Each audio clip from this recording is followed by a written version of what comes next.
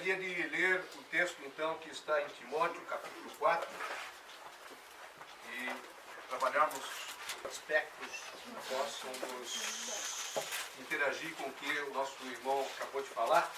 Alguns versículos só. Capítulo 4, 1 Timóteo 4, vamos ler o versículo 7, a segunda parte, que diz: exercita-te pessoalmente na piedade. Paulo falando para Timóteo. Pois o exercício físico para pouco é proveitoso, mas a piedade para tudo é proveitosa, porque tem a promessa da vida que agora é e a que há de ser. É a palavra digna de toda aceitação. Ora, é para esse fim que labutamos e nos esforçamos sobremodo, porque temos posto a nossa esperança no Deus vivo, Salvador de todos os homens, especialmente dos fiéis. Versículo 13. Até a minha chegada, Paulo falando, aplica-te à leitura, à exortação, ao ensino. Não te faças negligente para com o dom que há em ti, o qual te foi concedido mediante... O ambiente em que Timóteo está vivendo também é um ambiente extremamente hostil. Paulo deixou Timóteo em Éfeso para ele pastorear aquela igreja de Éfeso, para cuidar daquela igreja, embora ele ainda fosse jovem. E Paulo, então, sabendo do ambiente hostil, escreve esta carta para Timóteo, direciona essa carta para ele e fala desta hostilidade que trata-se dos falsos ensinadores, falsos mestres, doutrinas de demônio, doutrinas diversas, tudo o que era ruim em termos, tudo aquilo que combatia, todos os mestres que traziam heresias, ensinos errados. Nesse ambiente de hostilidade, Paulo escreve para Timóteo. E ele faz uma recomendação. Seja piedoso. O que é ser piedoso? É você ser semelhante, você buscar ser semelhante a Deus. Efésios 5, versículo 1. Efésios 5, versículo 1. Sede, pois, imitadores de Deus como filhos amados. Isso aqui é ser piedoso. É buscar literalmente ser um imitador de Deus. E é isso que Paulo está exortando a Timóteo. Nós estamos... aqui, grande parte são jovens, né? Nós estamos saindo de um acampamento maravilhoso, fizemos aí vários devocionais, tivemos vários momentos muito agradáveis, momentos de oração, momento de ensino, de troca de experiências bíblicas, inclusive.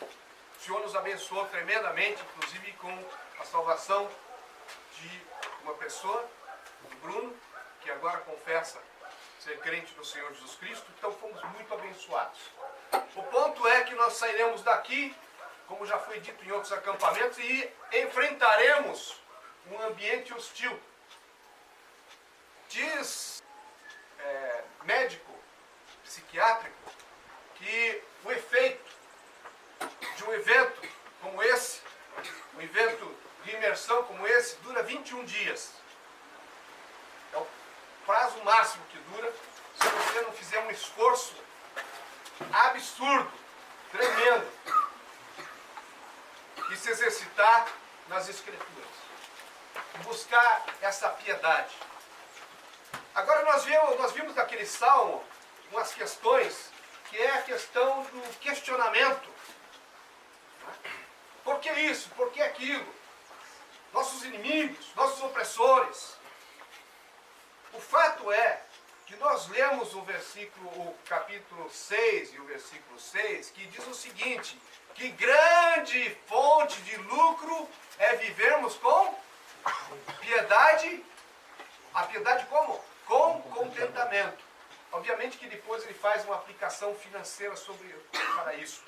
Esta é a grande razão pela qual nós criamos aquela nuvem, como diz aqui o irmão Berner, de separação. Porque muitas vezes nós queremos viver uma vida de piedade, uma vida semelhante a Deus, queremos imitar a Deus. No entanto, não o fazemos com contentamento. Por que, meus irmãos, o contentamento, uma vida de piedade com contentamento é extremamente importante? Primeiro que tem duas promessas que nós lemos. Quais são essas promessas? Versículo 8. A piedade para tudo é proveitosa, porque tem a promessa do quê? Da vida agora, ou seja, do presente. E do quê? E do futuro. Nós temos essa promessa. Uma vida com piedade nós haveremos de ter. Temos uma promessa para uma vida plena agora e no futuro. Por que no futuro? Por causa da glória. Porque nós estaremos com o Senhor Jesus na glória. Essa é uma razão. Qual outra razão? Se você não viver uma vida piedosa com contentamento, agora preste muita atenção. Inclusive aquelas pessoas que têm muitos traumas, que as pessoas às vezes têm traumas na vida. Tem coisas que bloqueiam. Por questões culturais, por questões religiosas do passado, por questões diversas. E essas pessoas se travam. E elas vivem uma vida de piedade, ou tentam viver uma vida de piedade de forma infeliz. Por que é importante o contentamento? Porque quando você tem contentamento, você tem prazer nas coisas de Deus. Você goza da alegria. Você não sofre. E a coisa mais triste que tem é você viver enclausurado na tua própria mente. Por quê? Porque você não se abre para o Senhor. Porque você não dá oportunidade. Porque você não permite que o Senhor tome conta do seu coração. E quando o Senhor toma conta do seu coração, quando nós lemos textos maravilhosos, como que foi lido aqui novamente hoje no Partido do Pão, sobre aquele texto de Colossenses que nós lemos lá ontem com o nosso grupo, nós nos regozijamos, porque nós vemos o poder, a glória do nosso Senhor Jesus Cristo. Eu pergunto o seguinte para vocês, jovens, para vocês, irmãos: vale a pena nós vivermos, ou tentarmos viver, uma vida de piedade, de imitação de Deus, com descontentamento? Não vale. Um dos nossos grupos, quando falava dos planos de Deus, uma das coisas que me tocou muito foi que uma pessoa falou: e quando o bloqueio? E quando o plano não vai adiante, porque o bloqueio sou eu mesmo? Eu quero dizer o seguinte, meus irmãos, que a maioria dos planos, a maioria das frustrações, elas são causadas por nós mesmos. Por isso que Paulo, quando escreve a Timóteo, ele diz assim: desperta o dom que é em ti. Timóteo foi deixado lá porque ele tinha o dom para pastorear, embora jovem. Agora, embora jovem, embora manuseando bem as Escrituras, o que Paulo fala para ele? O que Paulo lembra a ele? Eu queria lembrar, ou nos lembrar, dessa mesma orientação que Paulo deu a Timóteo, para que nós tenhamos uma vida piedosa com contentamento. Vamos ler. 1 Timóteo 4, versículo 13. 1 Timóteo 4, 13. Até a minha chegada. Paulo ia chegar lá, ia dar um apoio. Aplica-te à leitura. Aqui está se referindo à leitura pública, da qual ele devia fazer, do qual ele foi chamado, do qual ele foi designado a fazer.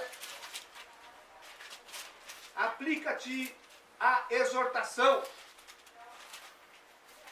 Exortação significa que ele era para aplicar-se e encorajar os irmãos, em incentivar os irmãos, em animar os irmãos. Quantos de nós, quantos de vocês jovens estão aplicados? Quantos de nós aqui, nessa reunião, estão aplicados em animar uns aos outros? Muitas vezes nós somos o freio de mão da carroça. Tem o piloto do carro dirigindo o carro, querendo manobrar, e nós ficamos puxando o freio de mão. Pensemos se nós não somos esses instrumentos que bloqueiam. O crescimento do reino de Deus não é o seu, não é o meu. É obra de Deus. Quantas vezes eu tenho que me ajoelhar, eu tenho que orar ao Senhor, porque eu fui responsável, porque por vezes eu puxei o freio de mão, eu bloqueei. Sabe por quê? Porque talvez eu estivesse pensando nos outros. Ah, mas o que o outro vai pensar, o que não sei o que. E eu deixei o Senhor Jesus Cristo, a glória do Senhor, porque nós fazemos tudo para a glória do Senhor.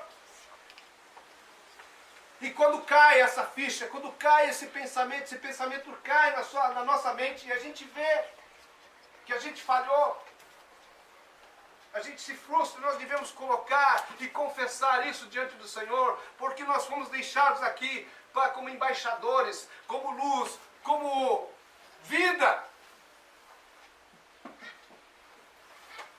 como cheiro de vida. Meu jovem, você foi colocado aqui para dar cheiro de vida com aqueles que creem no Senhor. Exortação, animação. Paulo não disse que era para descarregar o verbo, que às vezes eu faço e pago por isso. Ensino. Ao ensino. Meus irmãos, não tem nada mais maravilhoso do que você ensinar uma pessoa, ensinar uma criança. No nosso grupo tinham crianças pequenas. E a coisa mais deliciosa que acontecia nos eventos, para mim é assim especial, porque eu amo as crianças. Aliás, amo os jovens. Era você fazer uma pergunta que parecia ser difícil, e aquela respostazinha que veio do coração, brota do coração com ingenuidade, enchia todo o ambiente de alegria, porque ele estava aprendendo. E você acha que aquela criança não estava aprendendo nada, estava fora do contexto. De repente, toda animadinha, eu tenho um plano. Eu vou orar por esse plano. E oraram por isso. Gente, isso é maravilhoso. É isso que Timóteo foi exercitado, ou foi recomendado, ou foi entusiasmado por Paulo para levar estas verdades. Por quê? Porque o reino não é seu, não é meu. Não te faças negligente para o dom que há em ti. Se você é um crente no Senhor Jesus Cristo, Deus te deu um dom. Deus te presenteou com um dom. Timóteo sabia qual era o dom dele. Muitos jovens eu sei que têm dificuldade, já fizemos vários estudos. Ah, como é que eu descubro meu dom? Converse, olha o Senhor, fale com o Senhor. Mas o ponto é que Deus te deu um dom, use esse dom. Use esse dom para convidar. Se você é comunicativo, convide as pessoas para ir nas reuniões. Não despreze aquilo que Deus te deu. O que Deus tem te dado. Reflita. Você sabe por que muitas vezes nós não sabemos qual é o nosso dom? Porque nós, muitas vezes, nas nossas orações, nós não meditamos, nós não nos despojamos da presença do Senhor, nós não nos abrimos na presença do Senhor. Tenho feito um trabalho com jovens, e o primeiro tema que eu levei foi oração. Na primeira semana, meus irmãos, nós fizemos um plano de oração. Sabe qual foi a resposta? Eles ficaram focados na oração por aquelas pessoas. Sabe qual foi a resposta? Ah, eu li mais a Bíblia, porque agora eu comecei a orar. Eu comecei a passar mais tempo na presença de Deus. Sabe por que isso? Porque nós somos superficiais. Nós não nos despojamos diante do Senhor. não abrimos os nossos corações, nós não choramos como devíamos abrir. Por isso, muitas vezes você não sabe qual é o dom, porque você não passa tempo suficiente na presença do Senhor. Mas, vamos em frente. Medita nessas coisas. Versículo 15, e nelas, ser diligente. Vocês sabem o que é diligente, meus queridos, meus jovens, meus irmãos? É ser esforçado. Nós somos esforçados para a nossa atividade na universidade, na escola, no meu trabalho. Mas quanto que eu me esforço, quanto que eu me dedico na intimidade com o Senhor e na palavra.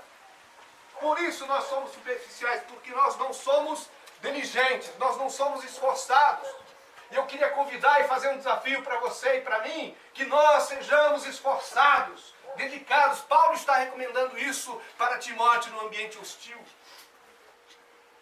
Para que, quando você for esforçado, Timóteo, para que o teu progresso a todos seja manifesto. É isso que o Senhor quer, que o seu progresso, através da sua intimidade com o Senhor, seja manifesto a todos. Porque nós estamos aqui para sermos um cheio, agradável, efetivo do nosso Deus. Ao nosso Senhor Jesus. Vamos lá. Mais um pouco. Aonde eu queria chegar? Tem cuidado de ti mesmo. Presta atenção, meu irmão. Você não vai ajudar ninguém. Você não vai cuidar de ninguém se você estiver com a comunhão rompida com o Senhor. Você não será capaz, porque você não terá intimidade com o Senhor, você não terá comunhão com o Senhor, e se você não se cuidar de você, se você não se esmerar na palavra, você não tem como ajudar outro. É impossível. Por isso que Paulo está dizendo, cuida de ti mesmo. Será que nós estamos cuidando de nós? Será que nós não estamos pensando muito nos outros, em ajudar os outros, a recomendar versículos para os outros, a dar palavra para os outros? No entanto, nós estamos vazios. Somos vasos vazios. Deus quer que sejamos vasos cheios.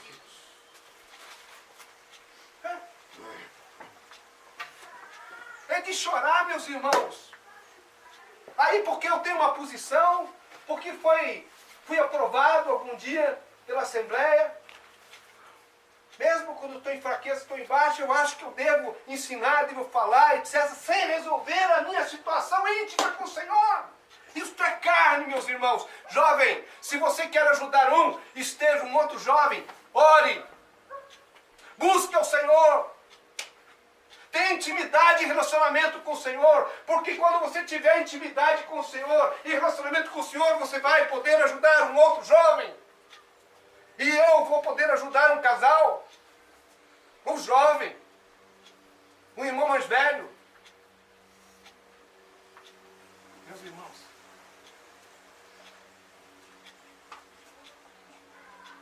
eu quero voltar a repetir muitas vezes. Nós fazemos, nossa mente, ela é brilhante. O Senhor nos deu algo sensacional, que é a mente. Mas às vezes, e muitas vezes, a maioria das vezes, ela nos atrapalha. Enquanto nós devíamos colocar o coração na frente da mente. Nós queremos ser extremamente racionais.